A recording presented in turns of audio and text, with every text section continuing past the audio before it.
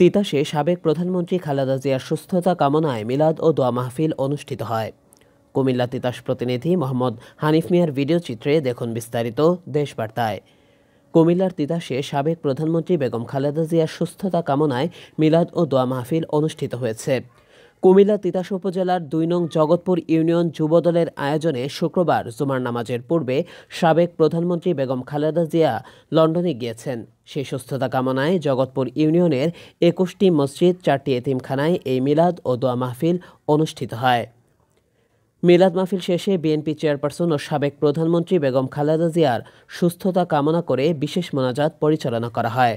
এরপর ২১টি মসজিদ, 4টি এতিমখানায় তবারক হিসেবে 5 মণ মিষ্টি বিতরণ করা হয়। আয়োজক ছিলেন জগৎপুর ইউনিয়ন যুবদল নেতা জাপান প্রবাসী মোহাম্মদ ফারুক হোসেন। ২ নং জগৎপুর ইউনিয়নের ৩ নং ওয়ার্ডের প্রবাসী আমার ছোট ভাই তারেক, রাজাউল প্রবাসী, আমার ছোট ভাই সালাউদ্দিন ইটালি প্রবাসী এবং আমি ফারুক প্রবাসী জাপান থেকে আসছি। আমরা একটা উদ্যোগ নিয়েছি। আজকে আমাদের নির্যাতিত 17টি বছর যাবৎ কারামুক্তি ছিল, কারাবন্দী ছিল যিনি গণতন্ত্রের মা বেগম খালেদা জিয়া।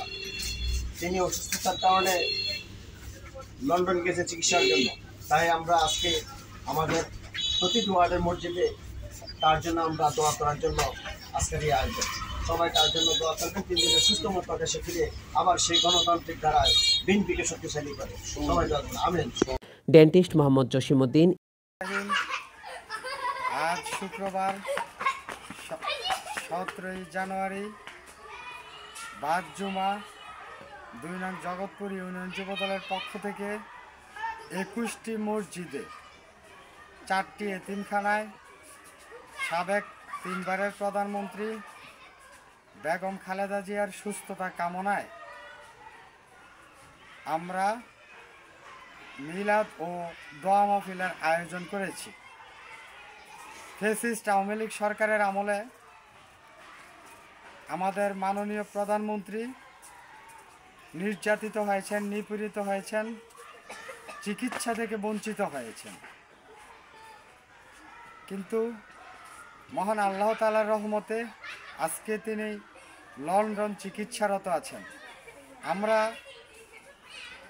মহান আল্লাহর দরবারে এই কামনা করি, আমাদের গণতন্ত্রের আপসহীন নেত্রী যেন সুস্থতার সাথে আবার বাংলাদেশে ফিরে আসে। আর উক্ত মিলাদ মাহফিলে আয়োজন করতে আমাকে যারা সহযোগিতা করেছেন, ফারুক মামা, সালাউদ্দিন, রাজাউল, মারুফ হোসেন শিপলু এবং তারেক শিকদারের অর্থ সহায়তায় মিলাদ মাহফিল সম্পন্ন করা হয়েছে। এই বলে আমি আমার সংক্ষিপ্ত বক্তব্য শেষ করছি। আসসালামু আলাইকুম। ইতালি প্রবাসী মোহাম্মদ সালাউদ্দিন, রেজাউল হাতেম আলী, ইতালি প্রবাসী ফজলুল হক, কুয়েত প্রবাসী মোহাম্মদ স্বপন প্রমুখ। আয়োজিত মিলাদ ও দোয়া মাহফিলে আর্থিক সহায়তা দিয়েছেন মালয়েশিয়া প্রবাসী বিশিষ্ট ব্যবসায়ী মোহাম্মদ তারেক শিকদার। স্বেচ্ছাসেবী হিসেবে কাজ করেছেন সৈকত আলী ও তার দল।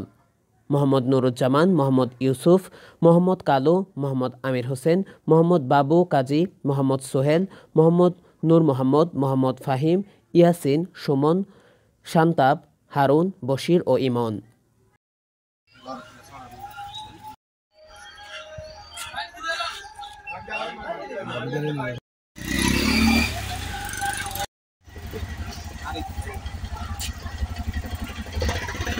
সব